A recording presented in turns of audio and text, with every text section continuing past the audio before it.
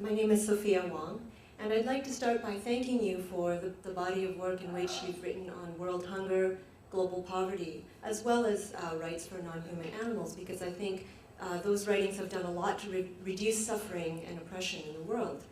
And in connection with that, I'd like to ask you about your use of philosophical thought experiments. And I'd like to draw an analogy with medical experimentation.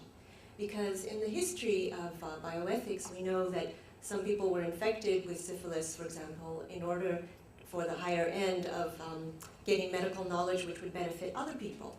And we say that in that case there's an ethical problem because the people being experimented on were harmed and they were not benefiting from that medical experimentation.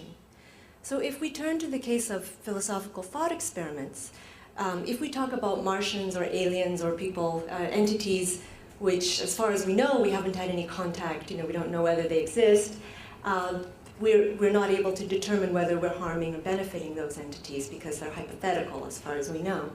But in the case of speaking of those who have been diagnosed as profoundly retarded, I think we saw in the two talks just before yours that the diagnosis is not always correct.